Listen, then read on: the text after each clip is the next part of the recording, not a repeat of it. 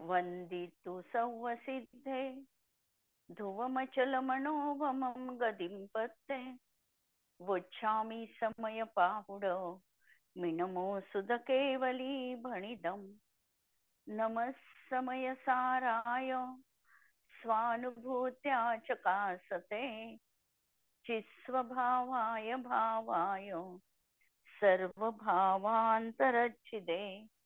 अंतिम शासन नायक 1008 भगवान महावीर स्वामी की जय। द्वादशांग श्रुत देवी की जय। स्वाध्याय कक्ष संपेपर्यंत आपणा सर्वांना चतुर्विध आहाराचा त्याग असणार आहे। निर्जराधिकारामध्ये आपण प्रकरण बघतो आहे 8 अंगांचं। कारण सम्यक दृष्टीच्या जीवनामध्ये 8 अंग असतातच असतात। बाह्यतः त्याचं आचरण 8 अंगांना पूरक आहे आणि अंतरंगामध्ये निश्चयाने 8 अंग त्याच्या विद्यमान आहे। जिनेंद्र भगवंतावर श्रद्धा नाही आता व्यवहार झाला, परंतु मी आत्मा आहे अशी प्रगाढ श्रद्धा, मी परमात्मा बनू शकतो असा प्रगाढ विश्वास सम्यक दृष्टीच्या जीवनात आहे। अतींद्रिय आनंद सोडून कुठेही जगामधली कुठलीही वस्तू आनंददायी असू शकत नाही। त्यामुळे तो निकांक्ष आहे, निश्चय नाही। आणि स्वतःच्या आत्मगुणांविषयी जीवनामध्ये सतत वर्धमान होण्याची प्रेरणा तो जीवनात बाळगतो आणि त्यामुळे तो स्वतः कुठल्याही तऱ्हेने विचिकित्सेला प्राप्त होत नाही। घृणास्पद भाव त्याचा नाही। वस्तुतत्वाला त्यांनी योग्य रीतीने जाणलं असल्यामुळे जगामध्ये इष्ट आणि अनिष्ट वस्तूच नाही ही प्रतीती त्याच्या जीवनात आलेली आहे। अमूढ दृष्टी अंगामध्ये आपण बघितलं की याला खऱ्या धर्माविषयी अगदी प्रगाढ विश्वास आहे की माझं सत्य हे मलाच उजागर करायचं आहे। सत्य हे शेवटी अनुभवात आहे आणि सत्य दाखविण्यासाठी कोणतेही शब्द वास्तविकतः समर्थ नाही। जे सत्य शब्दामध्ये बंदिस्त होतं ते सत्य सत्य त्रिकाली राहत नाही। कारण सत्याला जेव्हा शब्दाची चौकट येते त्यावेळेला शब्द सत्य हे आम्हाला तसंच्या तसं नाही।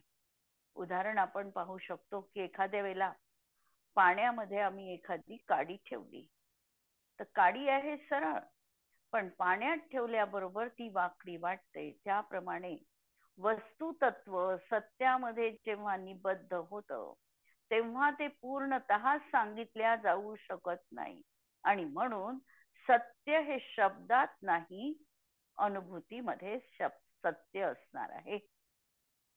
आणि याला सम्यक दृष्टी जीव निश्चितपणे जाणतो। अशा तऱ्हेने 4 अंगांचं स्वरूप आपण बघितलेलं होतं। आता येते आहे 5वं अंग उपगुहन अंग। उपगुहन याचा अर्थ झाकणं आणि या उपगुहन अंगाला दुसरं एक नाव आहे उपबृहण, म्हणजे वाढविणं, वृद्धी करणं। आता आम्ही व्यवहारामध्ये जेव्हा उपगुहन अंगाचं स्वरूप सांगतो तेव्हा एखाद्याचे गुण प्रगट करणे आणि दोष झाकून ठेवणे अशा प्रकारची उपगुहन अंगाची चर्चा व्यवहार नयाच्या माध्यमातून आम्ही करतो। पण निश्चय नयाच्या माध्यमातून जेव्हा आम्ही उपगुहन अंग बघतो तर उपगुहन अंगामध्ये निश्चय नय पराकडे बघत नाही, म्हणून दुसऱ्यांच्या गुणदोषाची तर तो चर्चाच करत नाही। स्वतःचे गुण प्रति समय कसे वाढतील, त्याचा उपयोग निरंतर आत्ममध्ये कसा लागेल याचीच त्याला निरंतर भावना आहे। आणि अशी ही विशुद्ध भावना अंतरंगामध्ये असल्यामुळे आपोआपच आत्मिक गुणांची वृद्धी होणारच आहे। अशा तऱ्हेने निश्चयाचं हे स्वरूप आहे।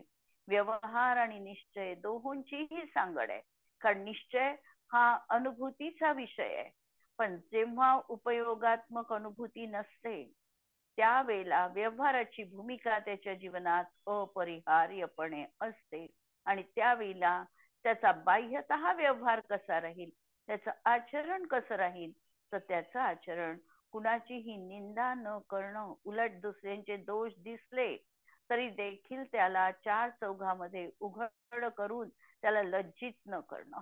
कदाचित सांगण्यासारखा दोष असेल तर एकांतात त्याला दोषही कथन केल्या जाईल, पण अशा शब्दांमध्ये कथन केल्या जाईल की ऐकणाऱ्यालाही वाटलं पाहिजे की नाही, हे खरंच आमच्या जीवनात हा दोष आहे आणि याला आम्हाला काढायचं आहे.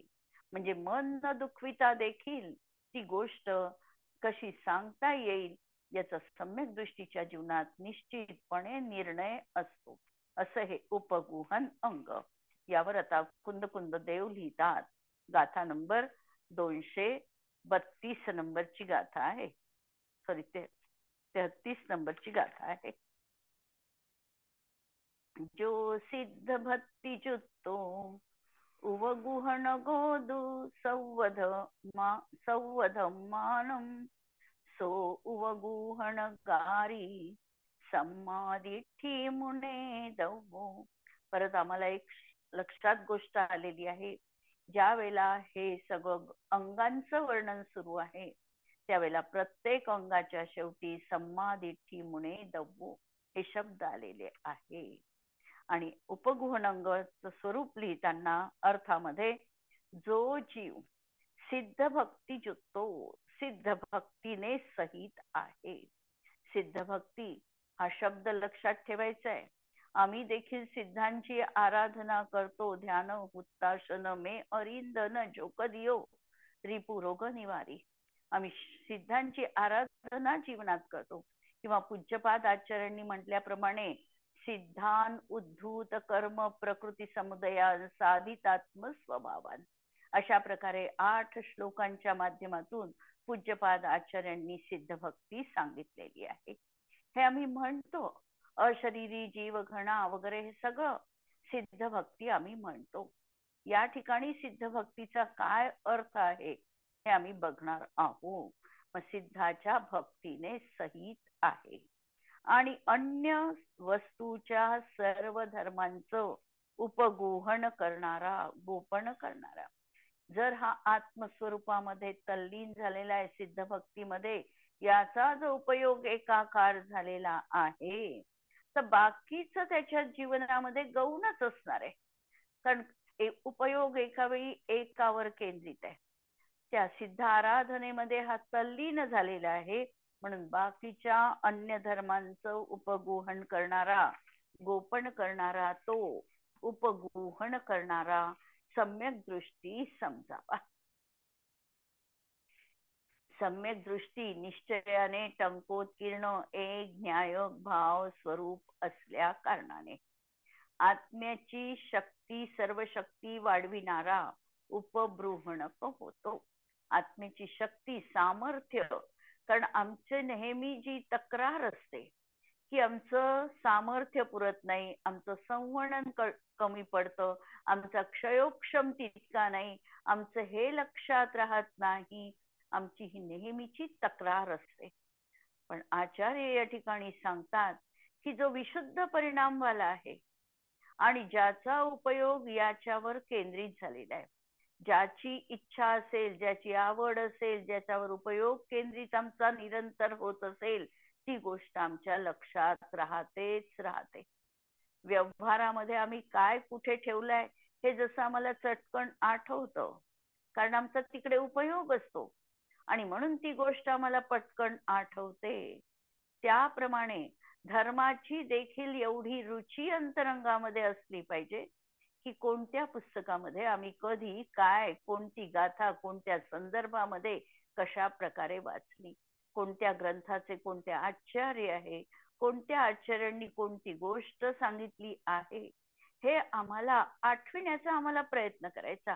आणि आमचं निरंतर एक मन जे आहे, एक मन बाह्य कार्यात प्रवृत्त असलं तरी बिघडलं नाही, आणि पण आमचं जे अंतर्मन आहे हे अंतर्मन निरंतर इकडे संलग्न राहू शकतोय का? काय वाचलं आहे आम्ही, काय आम्हाला पाठ करायचंय, एखादा श्लोक सकाळी उठल्या उठल्या आमच्या मनामध्ये घोळत आहे, दिवसभर त्याचं पारायण सुरू आहे, श्लोक पाठ होऊन जाणार आहे, तर असं आमचं काही होऊ शकतं का, याच्यामध्ये आमचा उपयोग लागू शकतो का, हे जर आम्ही निरंतर बघितलं तर माझी सर्व शक्ती आत्म्याची कुठे जाणार आहे, आमची आत्मबल वाढविण्यासाठी जर कारणीभूत झाली तर आपोआपच आत्मबल वाढणारच आहे. पहिल्या दिवशी एक पाऊलही टाकण्याची आमच्या शक्ती नाही असं समजा, दुसऱ्या दिवशी तीच व्यक्ती 4 पावलं टाकू शकते, नंतर आणखी प्रयत्न केला तर ती 8 पावलं चालू शकते. का? कारण हे जे सामर्थ्य आहे, आमचं आत्मिक बल आहे, आत्मिक बल वाढलं की आपोआपच आमच्याकडून ते कार्य सहज होतं आणि म्हणून गुणांची देखील वृद्धी होते, उपबृंहण होते, वाढीला लागतात. म्हणून त्याला जीवशक्तीच्या दुर्बलतेमुळे होणारा बंध होत नाही, परंतु निर्जराच होते. म्हणून त्यांनी दुर्बलता काढूनच टाकलेली आहे. अशक्य नावाचा शब्द त्याच्या शब्दकोशातच सापडत नाही.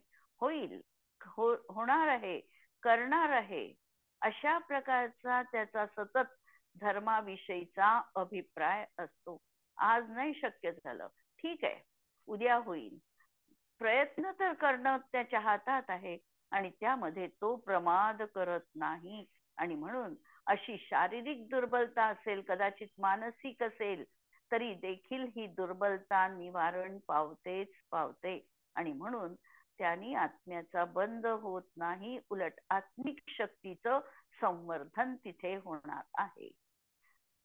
सम्यक दृष्टी उपगुहन अंगाने सहित आहे. उपगुहन म्हणजे लपविणे. निश्चयनयाच्या प्रधानतेने असे सांगितले आहे की सम्यक दृष्टीने आपला उपयोग सिद्ध भक्तीमध्ये लावलेला आहे. आणि सिद्ध भक्तीमध्ये लावलेला आहे तर आचार्य जयसेनांनी तात्पर्य वृत्तीमध्ये याचा अधिक खुलासा केलेला आहे. सिद्ध भक्तीमध्ये म्हणजे काय, तर सम्यक दृष्टी शुद्धात्म भावना रूप पारमार्थिक सिद्ध भक्तीने युक्त आहे.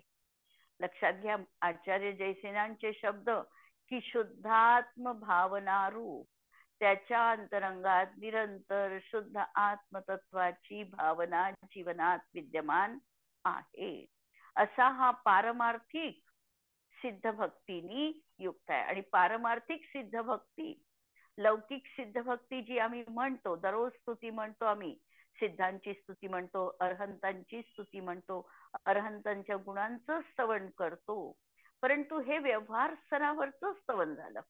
निश्चय स्तरावरचं स्तवन यापेक्षा विलक्षण असतं. त्याच्या जीवनात मिथ्यात्व आणि विभाव भावांचा विनाशक असा परिणाम जीवनात आहे, असा शुद्ध परिणाम आहे की ज्याच्यामुळे मिथ्यात्व आणि रागादी विभाव भाव जीवनात अवतरित होणार नाही.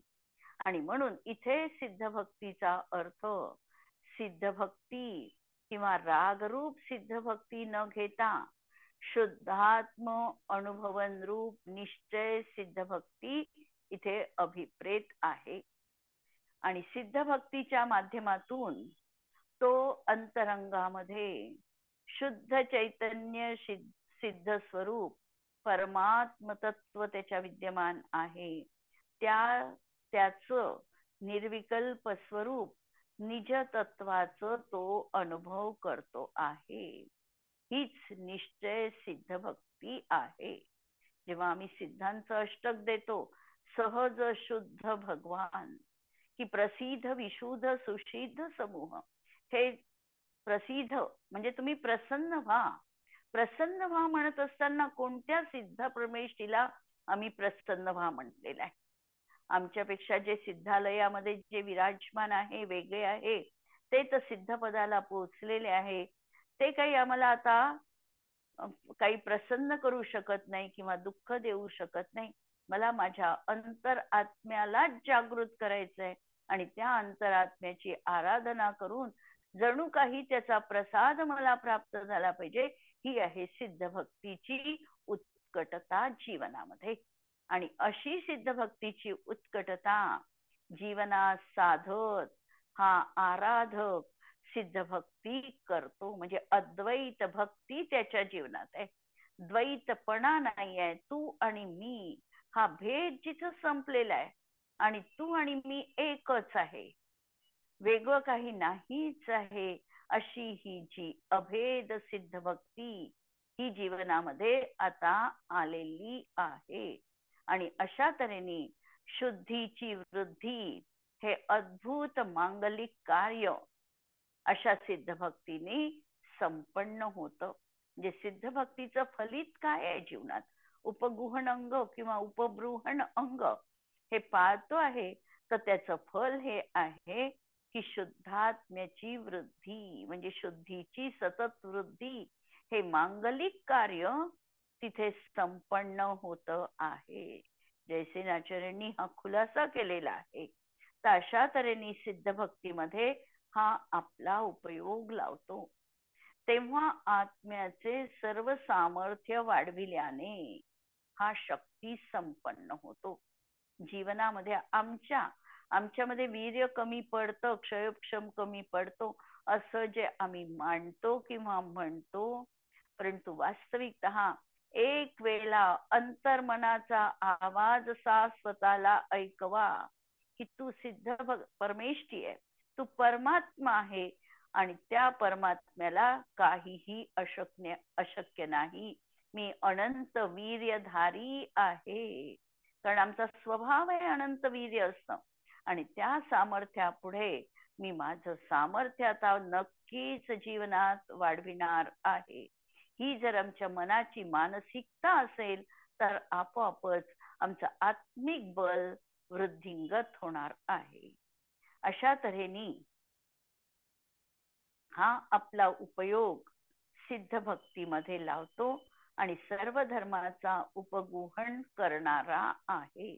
म्हणजेच जेव्हा सिद्ध भक्तीमध्ये उपयोग लावतो तेव्हा अन्य वस्तूच्या धर्मावर त्याची दृष्टी न राहिल्यामुळे सर्व धर्म जणू लपवल्या जातात. हेच त्याच्यासाठी उपगुहन आहे. यालाच दुसरं नाव उपबृहण आहे. जेव्हा आपला उपयोग हा सिद्ध भक्तीमध्ये लावतो तेव्हा आत्म्याचे सामर्थ्य वाढविल्याने हा शक्ती संपन्न होतो. दुर्बलतेने बंद होत होता, आता बंध न होता निर्जरा होते. स्वतःच्या स्वभावाला हा कमी लेखत होता, वास्तविकतः हा अनंत वीर्य संपन्न आहे. आणि जेव्हा आम्ही हा स्वतःला विश्वास देतो की तुझ्यात तर अनंत सामर्थ्य आहे, तू अनंत आनंदाचा स्वामी आहे, हा जेव्हा अंतरंगातून आवाज निघतो त्यावेळेला आत्म्याची शक्ती नक्कीच आमची वाढलेली आहे. जोपर्यंत अंतरायाचा उदय आहे, अंतराय कर्माचा उदय आहे, कर्माचा उदय तर चालूच आहे आणि या कर्माचा जोपर्यंत उदय आहे तोपर्यंत निर्बल असतो. परंतु त्याच्या अभिप्रायात निर्बलता नसते. पर्यायी निर्बलता जरूर झळकेल, परंतु एखाद्या वेळेला आपण म्हणतो की एखाद्याची विल पॉवर एवढी जबरदस्त असते की तो कोणत्याही शारीरिक संकटावर मात करू शकतो. अनेक उदाहरणं आम्हाला दिसतात की कशा कशा प्रकारच्या शारीरिक आपदा त्यांच्या जीवनात आहे आणि तरी देखील यशस्वीतेची माळ त्यांच्या गळ्यात पडलेली आहे.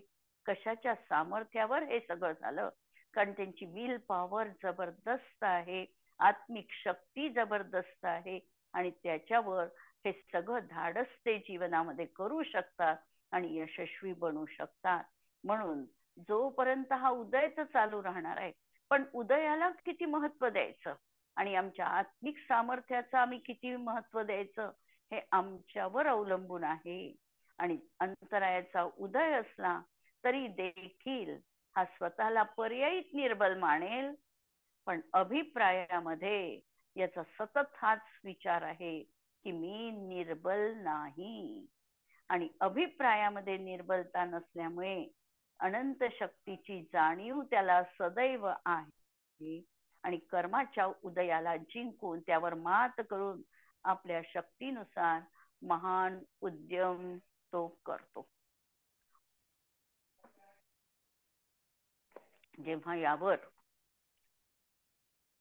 रत्नकर्ण शावकाचार मध्ये आचार्य लिहितात समंत भद्रदेव की व्यवहार आणि आचरणाच्या प्रधानतेने तो ग्रंथ आहे. त्यामुळे व्यवहार हा सम्यक दृष्टीच्या जीवनात कसा असतो. स्वयं शुद्धस्य मार्गस्य बालासक्तजनाश्रयां वाच्यतां यत् प्रमार्जन्ति तत्त्वद्वन्द्युपगूहनम्. हा स्वयं शुद्धस्य मार्गस्य हा जो रत्नत्रय मार्ग आचार्यांनी सांगितलेला आहे हा मुळात अत्यंत कसा आहे तर शुद्ध मार्ग आहे. याच्यामधले कुठल्याही तऱ्हेची भेसळ नाही. जो चतुर्थ काळात होता तोच आज पंचम काळातही पंचम काळाच्या अंतीपर्यंत हा मार्ग तो आणि तोच राहणार आहे. त्याच्यामध्ये कुठेही हीनादिकता आली नाही. हा मार्ग शुद्ध स्वरूपाचाच आहे. म्हणून स्वयं शुद्धस्य मार्गस्य. पण या मार्गावर वाटचाल करणारे जे जीव आहे ते बाल आहे किंवा अशक्त आहे. बाल आहे म्हणजे अज्ञानी आहे. त्यांना या मार्गाची महती कळली नाही आणि महती न कळताच ते या मार्गावर आक्रमण करत आहे. किंवा ते महती तर कळली पण स्वयं निर्बल आहे, अशक्त आहे आणि त्याच्यामुळे अशी परिपूर्ण पालना रत्नत्रयाची जीवनात होऊ शकत नाही. आणि म्हणून हा मार्ग चुकीचा आहे असं त्यांच्या उदाहरणावरून आम्ही म्हणतो. पण मार्ग हा चुकला नाहीये. व्यक्ती चुकली असेल पण मार्ग मात्र तोच आणि तोच असणार आहे. त्यावर चालणारी व्यक्ती जी आहे ती कदाचित पथभ्रष्ट होऊ शकते. तिला कदाचित काही कमजोरी जाणवू शकते.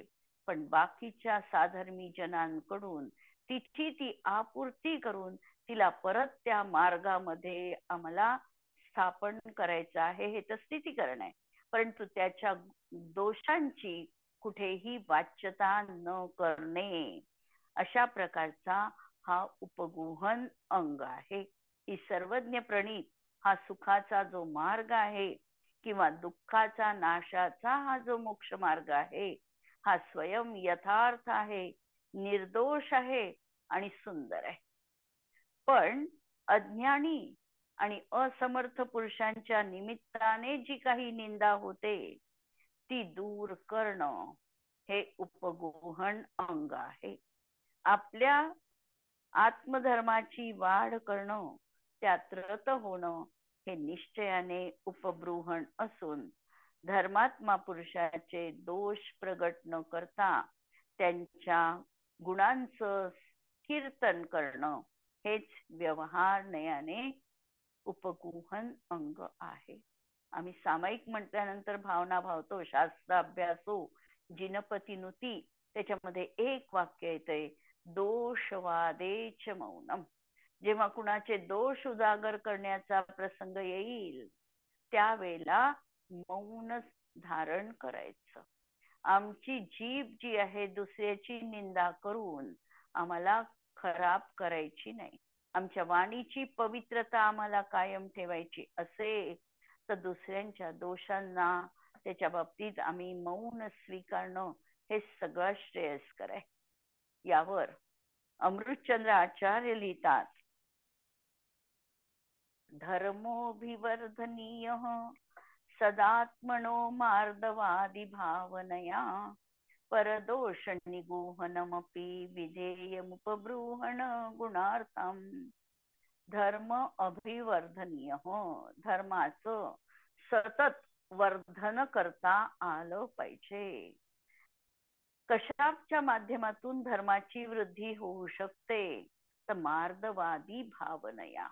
जे 10 धर्म आमचे सांगितलेले आहे या धर्मांच्या माध्यमातून रत्नत्रयाच्या माध्यमातून या आमच्या धर्माची सतत वर्धना करणं, वाढविणं. म्हणून या भावनेने सदैव आत्म्याच्या स्वभावाची वृद्धी कशी होईल यासाठी निरंतर प्रयत्न करणं. आणि परदोष निगूहन अपि, परदोषांना प्रगट न करणं हे देखील आमचं त्या ठिकाणी कर्तव्य असणार आहे.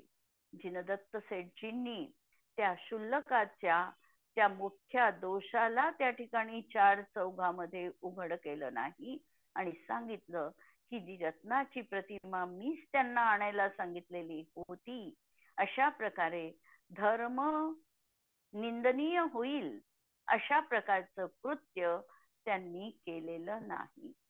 आणि एकांतामध्ये त्या चोराला जाणीवही करून दिली की तू हे चुकीचं केलेलं आहे.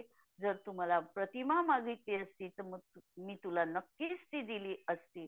आणि यामुळे अशा प्रकारच्या या त्याच्या वर्तनामुळे त्या चोरामध्ये देखील अमूलाग्र परिवर्तन झालं आणि त्यांनी जैन धर्म स्वीकारलेला आहे. म्हणजे कधी कधी क्रोधानी जे कार्य साधत नाही ते क्षमेनी साधतं.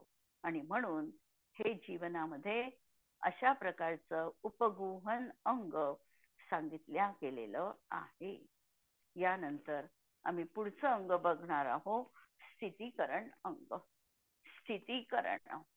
आता ज्या उपगुहनामध्ये व्यक्ती आपल्या धर्मापासून चलित झालेली आहे, त्या व्यक्तीला ती का चलित झाली आहे याची कारण मीमांसा जाणून घेऊन त्याला तशा प्रकारे योग्य उपदेश देऊन, काही जर त्याच्यामध्ये कमतरता असेल तर ती कमतरता दूर करून परत धर्म मार्गामध्ये उपस्थापना करणं, याचं नाव आहे व्यवहार नयानी स्थितीकरण अंग.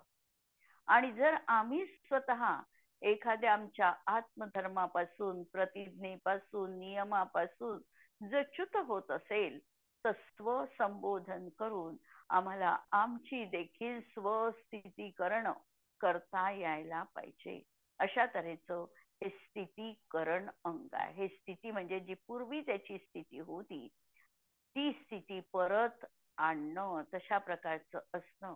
बऱ्याचदा शारीरिक दुर्बलता येते आणि एखादी प्रतिज्ञा निभावणं आम्हाला कठीण जातं. अशा वेळी बाकीच्या साधर्मी व्यक्तींचं हे कर्तव्य आहे की ती आपल्या व्रतापासून च्युत होणार नाही यासाठी अनेक प्रकारच्या कथांच्या माध्यमातून, उपदेशाच्या माध्यमातून त्याचं स्थितीकरण करायला पाहिजे. आणि स्वतः जर तो तेवढा ज्ञानी असेल तर आपल्या त्या कमजोरीला देखील अनेक शास्त्रांच्या आधारे शोधून आम्हाला स्वस्थितीकरण करता यायला पाहिजे. असं हे स्थितीकरण अंग आहे. गाथा आहे 234 नंबरची.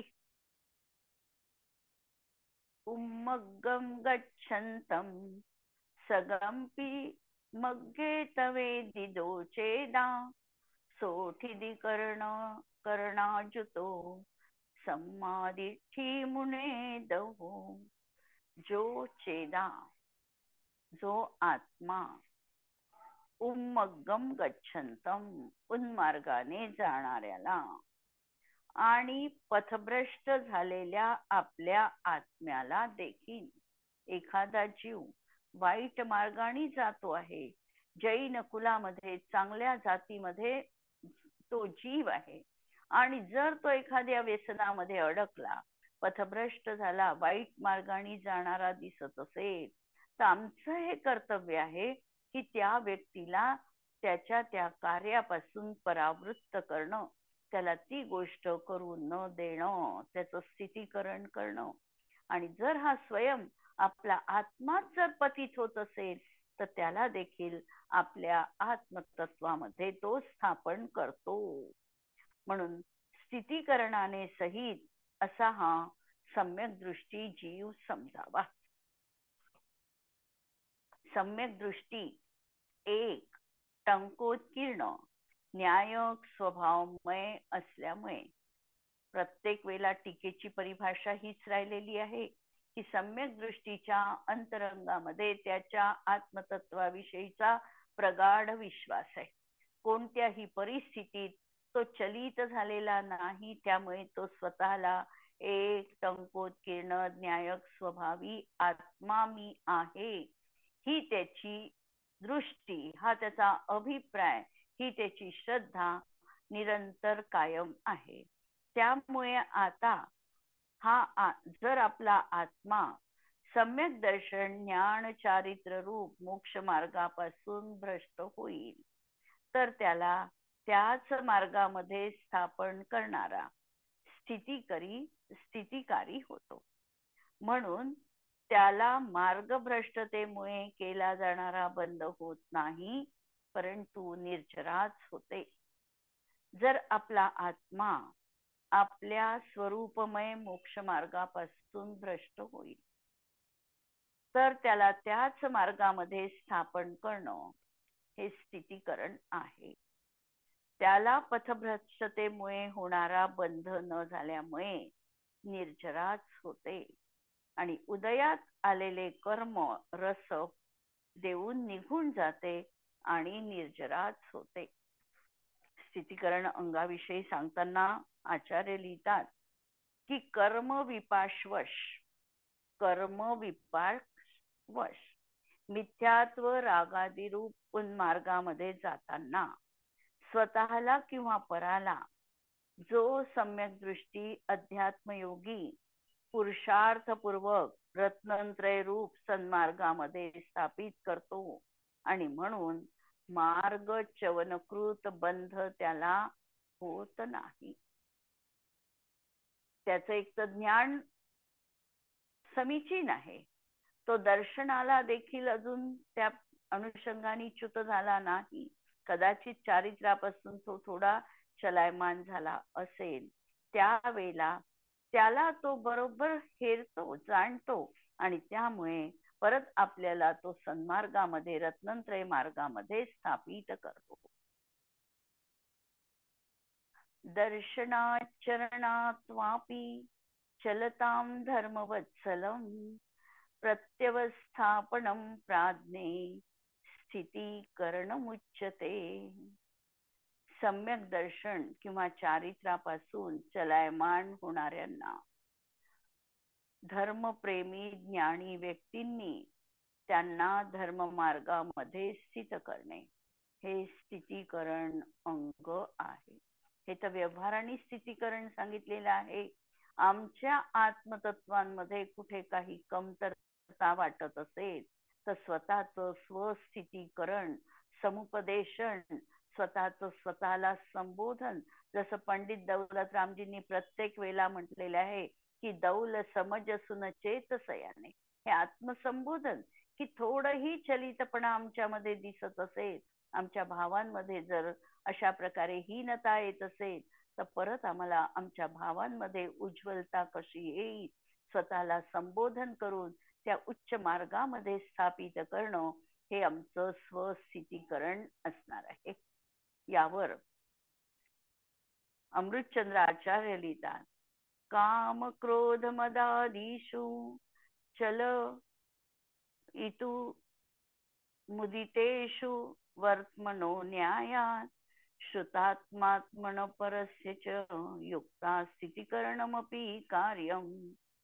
काम क्रोध अहंकार आदी विकार उत्पन्न झाले असताना न्याय तर्कसंगत यथार्थ मोक्ष मार्गापासून भ्रष्ट होण्यास सन्मुख असलेल्या जीवाला हे विकार सन्मार्गापासून भ्रष्ट करतात.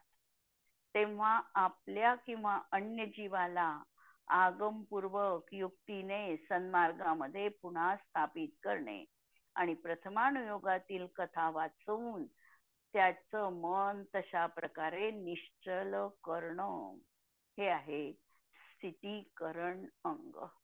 एखाद्याला जर दुःखाची भीती वाटत असेल आणि हे विकार त्याच्या अंतरंगात आले असेल, काम क्रोध अहंकार, तर एकेका दोषांनी जीवनामध्ये व्यक्तीचा कसा नाश होतो. रावणाच्या अंतःकरणामध्ये अहंकाराने खूप व्याप्ती बसवली आणि त्याचा परिणाम त्याला त्याचं त्रिखंडाचं राज्य सोडावं लागलं. अशा प्रकारचा जर अहंकार किंवा काम क्रोधादी विकार जर जीवनामध्ये दिसत असेल, क्रोध द्विपायन मुनी भावलिंगी मुनी आणि क्रोध कषायाच्या आवेगामध्ये त्यांचं पतन झालेलं आम्हाला दिसतं, तर आम्हाला स्थितीकरण जर साधायचं असेल तशा ज्ञानी गुणी लोकांच्या कथा आम्ही सांगून स्वतःची आणि दुसऱ्यांची उपस्थापना जीवनात करू शकतो, स्थितीकरण आम्हाला करता येऊ शकतं.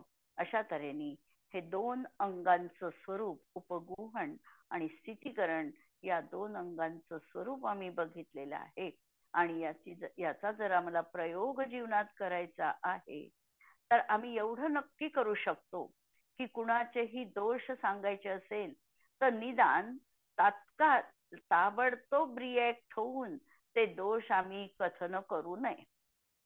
त्याला विचार करायला वेळ द्यावा, किंवा आम्हालाही ते दोष आत्ता सांगणं गरजेचं आहे का, हा विचार करून आम्ही मग त्याला दोष एखाद्या वेळेला सांगायचं काम पडलं तर सांगू शकतो. तर हा स्वतः आम्ही या ठिकाणी उपगुहनच्या बाबतीत प्रयोग करू शकतो.